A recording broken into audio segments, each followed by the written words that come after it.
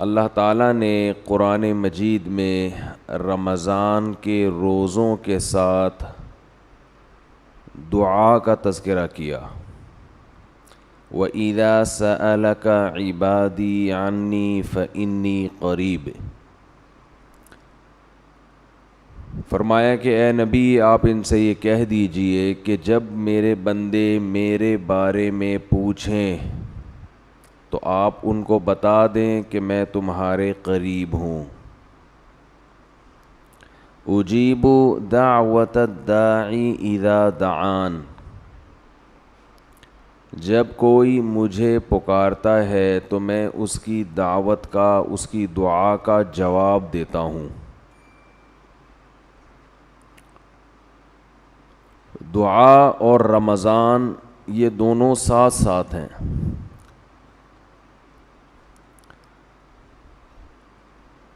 جہاں اور دیگر معاملات میں ہمارے اندر کمی واقع ہوئی ہے، دین کے معاملات میں، نماز میں، روزے میں، تلاوت میں، وہیں ایک بہت بڑی عبادت ہے دعا، اس میں بھی لوگ پیچھے ہٹ گئے ہیں۔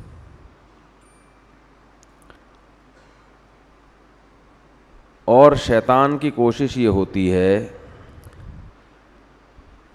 کہ وہ آپ کو کوئی دوسرا آلٹرنیٹ دیتا ہے تاکہ آپ اصل کو چھوڑ کر اس متبادل میں مشغول ہو جائیں، کیونکہ اگر آپ کے پاس آلٹرنیٹ نہیں ہوگا تو پھر آپ اسی اصل پہ قائم رہو گے۔ حکومت جب کوئی سڑک بناتی ہے، بلکہ پہلے سے جو سڑک ہے اس میں ریپیئرنگ کا کام کرتی ہے، تو لوگوں کو متبادل راستہ دیتی ہے۔ لکھا ہوتا ہے نا کہ آگے کام ہو رہا ہے، ہم معذرت خواہ ہیں، متبادل راستہ۔ وہ کچے میں ہوتا ہے متبادل، وہاں آپ اتار کے تھوڑا سا آگے ٹرن ماریں گے تو دوبارہ ہائی وے پہ چڑھ جائیں گے آپ۔ یہ متبادل راستہ گورنمنٹ کیوں دیتی ہے؟ اس لیے کہ نہیں دیں گے نا تو ایسا نہیں ہوگا کہ لوگ وہاں کھڑے رہیں قیامت تک کہ آگے چونکہ سڑک پہ کام ہو رہا ہے، یا لوگ واپس چلے جائیں، ایسا بھی نہیں ہوگا۔ واپس جانا شروع کریں، اتنی لمبی ٹریفک کی لائن لگ جائے گی، پھر آپ 2 گھنٹے کا سفر کر چکے ہیں تو واپس کون مڑے گا بھائی؟ نتیجہ یہی ہوگا کہ اسی ریپیئرنگ والے راستے پر ہی لوگ گاڑیاں لے کے چڑھ جائیں گے۔ تو اس لیے جب بھی کسی ٹریک پر سے لوگوں کو اتارنا ہوتا ہے تو اس کا طریقہ یہ ہوتا ہے کہ دوسرا متبادل راستہ دیا جائے ان کو۔ یہاں تک بات سمجھ میں آ گئی ہے؟ یہی کام شیطان کر رہا ہے، کیونکہ شیطان بہت ہی ہوشیار ہے۔ شیطان جو ہے نا وہ بہت بڑی فلم ہے۔ تو وہ کیا کرتا ہے کہ بے دین کو تو ایسا کرتا ہے کہ جو جائز خواہشات ہیں ان سے ہٹا کے حرام خواہشات کی طرف لے کر جاتا ہے، حالانکہ وہ خواہشات کی نوعیت ایک ہی جیسی ہوتی ہے۔ آپ کو بھوک لگ رہی ہے تو بھائی چوری کر کے بھی روٹی کھا سکتے ہو، اور جیب میں پیسے ہیں اس طرح بھی کھا سکتے ہو۔ چوری کرو گے ایک دفعہ آسانی ہوگی، لیکن ہمیشہ پھر چوری کرنی پڑے گی، ہر دفعہ کی ٹینشن۔ اور اگر پیسے کما لو گے تو ایک دفعہ کی ٹینشن ہے، لیکن ہمیشہ پھر عزت کے ساتھ خرید کے ساری زندگی کھاتے رہو گے۔ اب بھوک تو پوری کرنی ہے نا، تو شیطان کیا کرتا ہے، چور کو حلال راستہ سے ہٹا کے حرام بتاتا ہے، جس میں ٹینشن بھی زیادہ، ڈپریشن بھی، ضمیر بھی ملامت کرے گا، عزت کا جنازہ بھی نکلے گا۔ تو بے دین آدمی کو شیطان حلال خواہشات سے ہٹا کر کس طرف لاتا ہے؟ بولے نا یار حرام، وہ نکاح سے ہٹائے گا زنا کی طرف لائے گا. تو ہر چیز میں ایسا ہی کرے گا شیطان.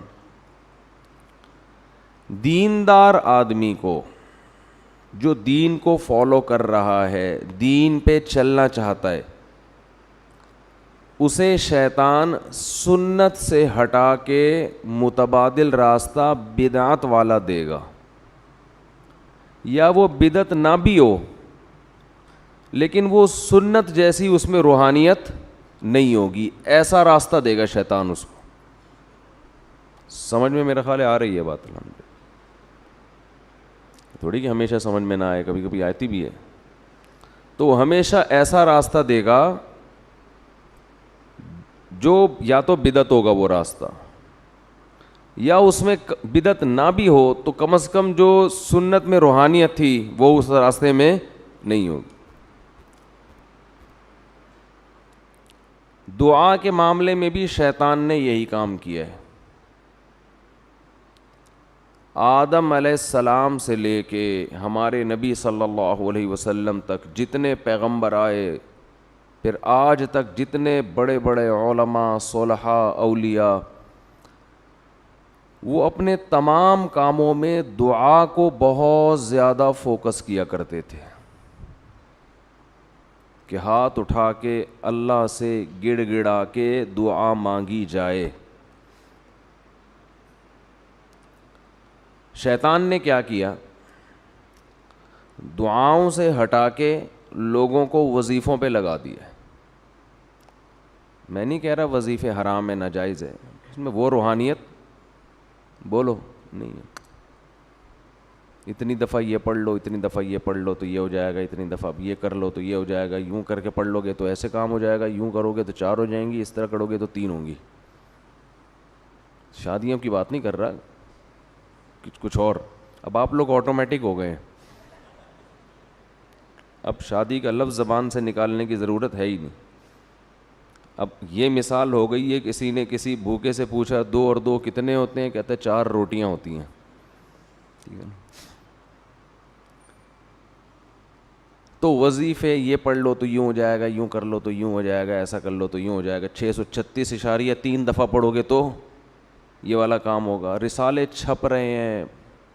یہ پہلے میں تو اس موضوع پر بہت بیان کرتا تھا، بہت عرصے سے میں نے یہ موضوع چھوڑ دیا تھا، لیکن نئے نئے لوگ بھی آتے ہیں، پھر رمضان میں لوگ دعاؤں سے غافل بھی ہو جاتے ہیں. تو اس لیے میں نے سوچا کہ آج میں اس پرانے مردے کو دوبارہ اکھیڑوں گا، دوبارہ کھڑا کروں گا میں اس پرانے ٹاپک کو. تو زیادہ زور دعاؤں کے بجائے کس پر ہے؟ وظیفوں پہ. نظر آتے ہیں لوگ، کوئی فجر کے بعد بیٹھے ہوئے اللہ اللہ کر رہے، آدمی کہتا ہے یار ماشاءاللہ ابھی قیامت قریب نہیں ہے. اتنے نیک لوگ دنیا میں ہیں جو اللہ کو راضی کرنے کے لیے اللہ کا نام لیتے ہیں. جب آپ تہ میں جاؤ گے تو پتہ چلے گا کسی نے یہ وظیفہ بتایا ہے، اتنی دفعہ یہ پڑھو، فلاں کام کے لیے بتایا ہے. جیسے ہی کام ہوگا یہ بندہ مارکیٹ سے شارٹ ہو جائے گا. اللہ اور بندے کا جو تعلق ہے نا، اللہ یہ قائم کرنا چاہتے ہیں. اسلام کا حاصل کیا ہے؟ خلاصہ کیا ہے؟ انسان کا تعلق ہو جائے کس کے ساتھ؟ اپنے رب کے ساتھ. یہ تعلق جتنا دعا سے ہوتا ہے اتنا دنیا میں کسی چیز سے نہیں ہوتا. براہ راست آپ اللہ سے خطاب کر رہے ہوتے اس میں.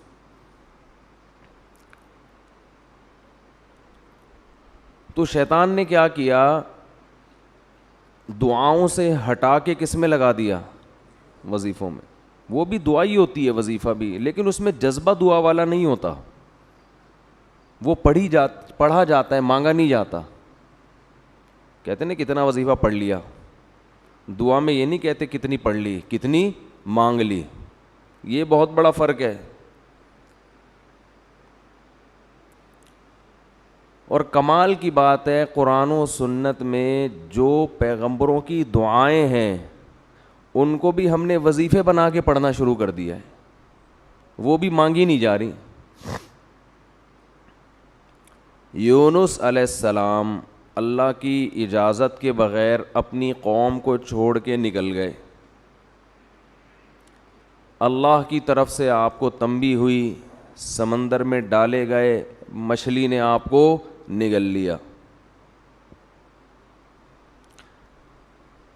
تو اب وہاں یونس علیہ السلام نے مچھلی کے پیٹ میں بیٹھ کر لا الہ الا انت سبحانک انی کنت من الظالمین یہ دعا مانگی تھی, جس کے یہ الفاظ تھے. یہ دعا تھی, اے اللہ تیرے سوا کوئی عبادت کے لائق نہیں ہے, سبحانک تو ہر عیب سے پاک ہے. کیا مطلب؟ میرے ساتھ جو یہ کچھ ہو رہا ہے یہ تیرا قصور نہیں ہے, کیونکہ تو ہر عیب سے پاک, یہ تو نے غلط نہیں کیا. انی کنت من الظالمین, میں ہی کیا ہوں, میں ہی غلط ہوں, مجھ سے ہی غلطی ہوئی ہے. تو یہ الفاظ میں کیا کہنا چاہ رہے ہیں کہ میری غلطی کو معاف کر دے, یعنی بزبان حال یہ میسج تھا نا, یہ چھپی ہوئی دعا ہے اس کے اندر کہ اے اللہ تو ہر عیب سے پاک ہے, تو نے ظلم نہیں کیا, غلطی کس کی ہے, میری ہے, میں اپنی غلطی کا اعتراف کرتا ہوں. کیا مطلب؟ مجھے اس مصیبت سے نکال دے. فاستجبنا له فاستجاب له فنجیناہ من الغم, ہم نے دعا کو قبول کیا اور ان کو اس غم سے نکالا ہے ہم نے. ہونا یہ چاہیے کہ ہمیں جب کوئی غم ہو تو ہم بھی یہ دعا مانگیں جو یونس علیہ السلام نے مانگی تھی, اے اللہ یہ جو مجھ پر مصیبت آئی ہے تیرا قصور نہیں ہے, میں خطاوار ہوں. یہی دعا پڑھنی چاہیے نا, مانگنی چاہیے. اب دیکھو میرے منہ سے بھی پڑھ نہیں نکل رہا ہے, لیکن ہم یہ دعا جو ہے نا لا الہ الا انت والی, یہ دعا مانگتے نہیں ہیں بلکہ پڑھتے ہیں 101 دفعہ, 1,00,000 دفعہ, 345 دفعہ. سمجھ میں آ رہی ہے بات؟ یہ مانگی نہیں جاتی بلکہ کیا کی جاتی ہے, پڑھی جاتی ہے. جب پڑھی جاتی ہے تو مخصوص دانوں پہ ایک خاص مقدار کو مکمل کرنا ہوتا ہے. اس میں یہ جذبہ ہی نہیں ہوتا کہ مجھ سے کوئی غلطی ہوئی ہے, تجھ سے نہیں ہوئی ہے, مجھ سے ہوئی ہے, میں اس غلطی کی تلافی کرتا ہوں, آئندہ نہیں کروں گا. ایسا کسی کی کھوپڑی میں تصور بھی, بول دے کیوں نہیں بھائی, نہیں ہوتا. تو قرآن اس سے آپ کو اس دعا کے ذریعے جو بتانا چاہ رہا ہے, جو ذہن بنانا چاہ رہا ہے, جو سوچ آپ کے ذہن میں اتارنا چاہ رہا ہے, وہ سوچ بنتی نہیں ہے. سمجھتے ہو کہ نہیں سمجھتے؟ ہاں جلیبیاں مل جائیں گی اس کے بعد آپ کو, کیونکہ ہم بچپن میں یہ وظیفہ پڑھنے مسجد میں جایا کرتے تھے, ورد ہوتا تھا آیت کریمہ کا 5 لاکھ بار اور پتہ نہیں 2 لاکھ بار. تو وہ دانے لا کے بوریوں کے بوری مسجد میں بچھائی جاتی تھیں, تو اعلان ہوتا تھا تو سارے محلے کے بچے مسجد میں ہم سمیت پہنچ جایا کرتے تھے. اس کے بعد جو گرم گرم جلیبیاں ملتی تھیں ان کی لذت اب تک زبان پہ محسوس ہوتی ہے. وہ جلیبیوں کا مزہ اب کہیں بھی نہیں آیا, ایسی گرم پتہ نہیں کہاں سے بنوا کے لا, مزہ بہت آتا تھا. جلیبی اگر گرم گرم ہو نا تو اس کا اپنا ہی مزہ ہے, کھا لیا کریں کبھی اپنے خرچے پہ. گوروں کو یہ سہولتیں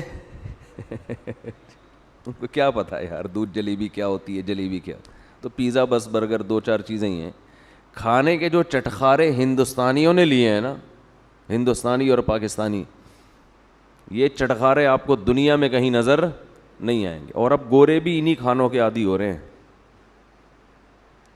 جب سے پاکستانی لوگ دنیا میں گئے ہیں نا, انڈین پاکستانی, تو گوروں کو بھی انہوں نے انہی چٹخاروں کا عادی بنا دیا.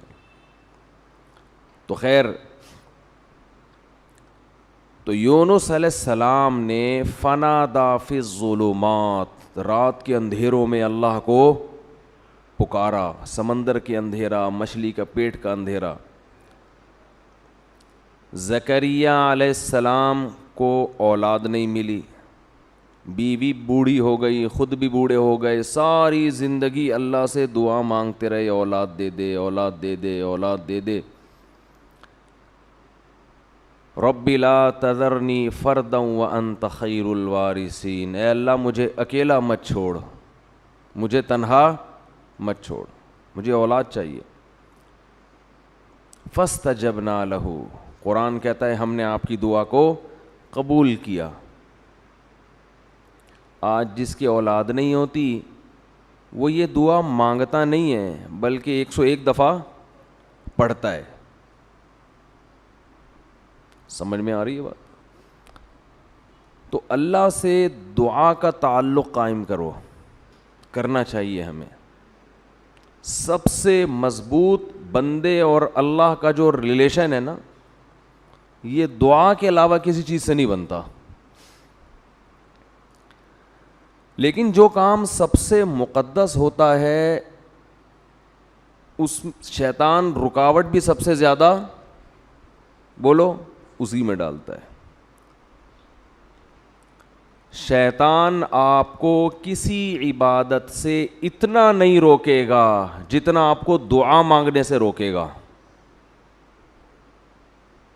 آپ حیران ہوں گے کہ میں کیسی باتیں کر رہا ہوں. شیطان تو دعا مانگنے سے بالکل نہیں روکتا. ہاتھ اٹھاؤ, دعا مانگو, یوں کرو, صلی اللہ تعالیٰ علی خیر خلقی برحمتک یا ارحم الراحمین, پتلی گلی سے نکل لو. صبح شام 25 دفعہ مانگ رہے ہیں, مسجدوں میں بھی مانگتے ہیں, امام 27ویں رات میں بھی ہوتا ہے, اور ہول سیل کے حساب سے دعائیں چل رہی ہیں.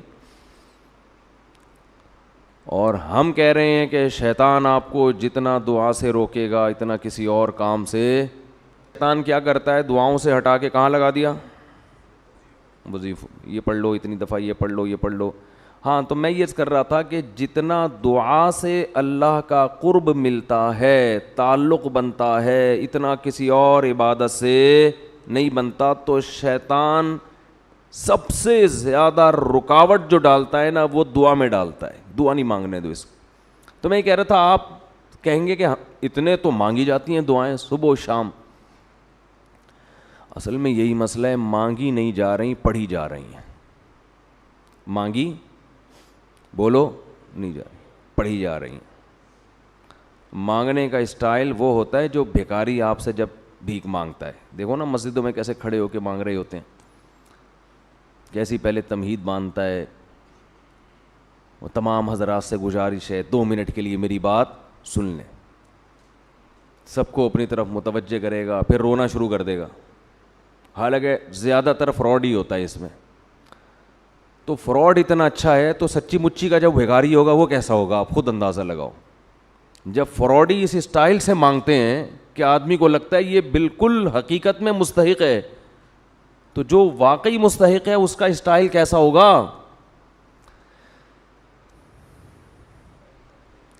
یہ جو اکثر بھیکاری ہوتے ہیں نا, میں نہیں کہہ رہا 100%, اکثر ان میں فراڈی ہوتے ہیں. اکثر کیا ہوتے ہیں, اور رمضان میں تو پورا ایک ٹولے آتے ہیں ان کے,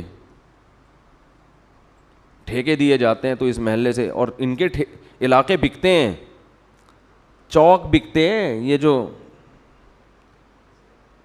کیا کہتے ہیں اس کو یار, راؤنڈ اباؤٹ جو ہوتے ہیں نا اکثر, چورنگیاں, یہ بکتی ہیں بھکاریوں کی. لیکن آپ مانگنے کا اسٹائل دیکھو بھکاری کا. وہ یہ نہیں کہے گا آپ کے منہ پہ آ کے لا الہ الا انت سبحانک انی کنت من الظالمین, چھو, یہ نہیں کرے گا. وہ اس کی روح کو سمجھتا ہے, لا الہ الا انت سبحانک. وہ ایسا آپ کو روئے گا. وہ تو ہم اتنے بھکاری فراڈی دیکھ دیکھ کے اب اثر ہم پہ ختم ہو گیا ہے نا ٹھیک ہے نا.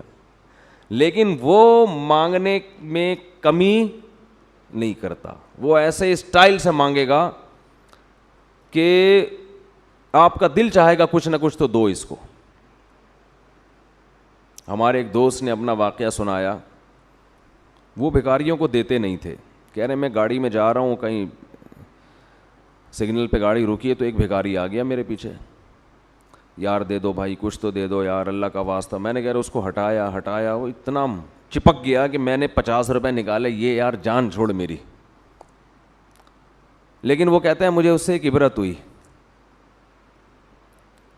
وہ کہتا ہے مجھ سے ایک گناہ ہو گیا تھا، تو اسی دن میں نے اس گناہ سے توبہ کی، اور توبہ میں اللہ کو یہ کہا کہ اللہ میں معافی کا مستحق نہیں ہوں، کیونکہ میں پہلے بھی توبہ کر چکا ہوں، بار بار توڑ رہا ہوں، مستحق نہیں ہوں. لیکن کہہ رہے میں نے اتنی دیر دعا مانگی، میں نے کہا اے اللہ وہ بھکاری مستحق نہیں تھا، جان چھڑانے کے لیے میں نے اس کو 50 روپے پکڑا دیے. تو مجھ سے زیادہ سخی ہے، تو بھی کہ یہ کب سے مانگ رہا ہے، کب سے پیچھے پڑا ہوا ہے، چل معاف کیا جا.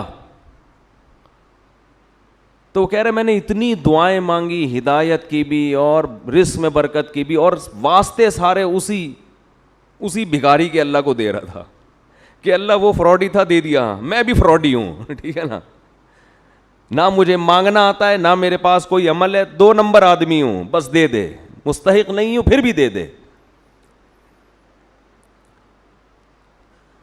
تو دعا یہ دعا تھی. اٹ از کالڈ کیا ہے؟ اٹ از کالڈ دعا. یہ جو اس پہلی دفعہ میرا خیال ہے اس بندے نے دعا مانگی ہوگی.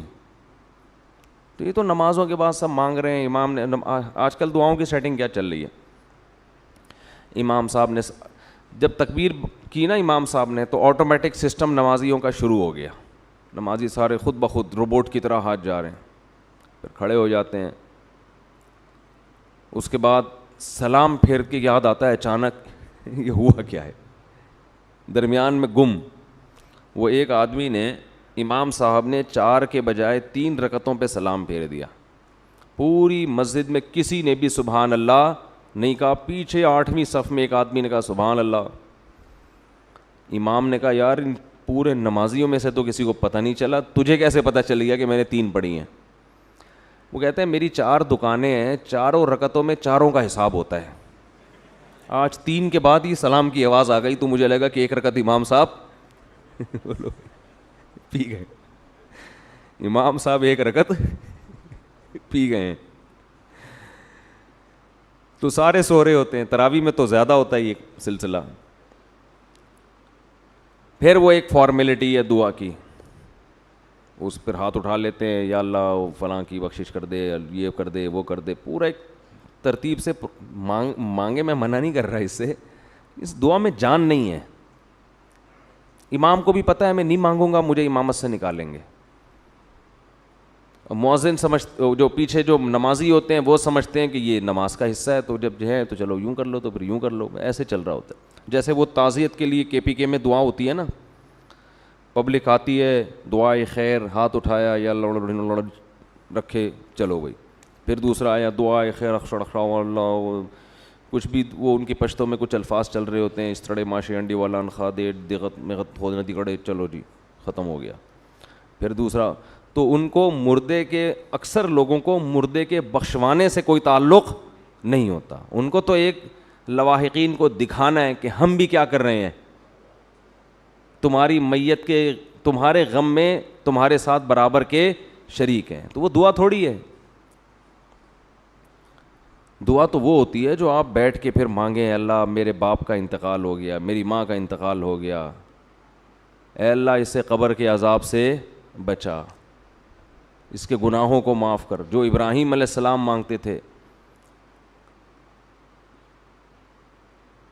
تو شیطان یہاں سب سے زیادہ رکاوٹ ڈالتا ہے. ایک رکاوٹ تو ایسے کہ وہ وظیفے لے آیا، آپ کو دعا سے ہٹا کے کہاں لے گیا؟ وظیفوں کی طرف. اب آپ سارا اس کو فوکس کر رہے ہیں. دوسرا کام شیطان یہ کرتا ہے کہ وہ دل جمعی سے دعا نہیں مانگنے دیتا. حدیث میں آتا ہے کہ اللہ تعالیٰ ظاہر قلب سے دعا قبول نہیں کرتے. ظاہر قلب کا مطلب اوپر اوپر سے، آپ کا دل خود ہی حاضر نہیں ہے تو یہ دعائیں قبول نہیں ہوتی. دل ہی حاضر نہیں ہے آپ کا. اللہ کہتے ہیں جب اس کو خود دلچسپی نہیں ہے بھائی، یہ خود اپنے عمل کو اہمیت نہیں دے رہا، تو میں کیسے اہمیت دوں؟ یہ ایسے جیسے آپ کسی سیٹ سے 1 کروڑ روپے قرضہ مانگنے گئے. اب 1 کروڑ روپے جب آپ قرضہ مانگو یا بھیک مانگو تو ایسے نہیں ہوگا کہ آپ کھڑے کھڑے جا کے اس کو پکڑ کے بولے یار ادھر 1 کروڑ روپے ہیں تو دے دو، نہیں ہے چلو رہنے دو. ایسا نہیں ہوگا. وہ کہے گا یہ اس کی نظر میں اس کی ویلیو نہیں ہے تو میں اتنی بڑی رقم اس کو کیوں دے دوں بھائی. تو اس کے لیے آپ کیسی تمہید باندھو گے, سر میں آپ سے ملنا چاہتا ہوں, کام ہے, 6 آدمیوں کو اور بھی لے جاؤ گے سفارشی بنا کے, بہت پھر رو گے, 2 آنسو بہاؤ گے, ضرورت ہے, یہ ہے وہ ہے. تو جب اللہ سے ایسے دعا مانگی جاتی ہے نا کہ دماغ کہیں اور ہو اور ایک فارمیلٹی کے طور پر دعا کے کلمات زبان سے نکل رہے ہوں, تو اللہ کہتے ہیں اس کے دل میں اپنی دعا کی خود ہی ویلیو نہیں ہے, اس کو خود ہی نہیں پتا کس سے بات کر رہا ہوں, کیا مانگ رہا ہوں, تو پھر اللہ بھی قبول نہیں کرتے, اللہ مستغنی ہے. تو شیطان دوسرا وار یہ کرتا ہے کہ دعا میں آپ کو دل لگانے نہیں دیتا. اچھا, اس کا علاج بھی میں شیطان کا وار اور ساتھ ساتھ اس کا علاج بھی بتاتا رہوں تو پھر ذرا اچھی بات ہو جائے گی نا. پہلا کام شیطان نے کیا کیا تھا, وظیفوں پہ لگا دیا. تو اس کا حل یہ کہ وظیفوں کو اتنا فوکس نہ کرو, کس کو فوکس کرو, دعا کو زیادہ فوکس.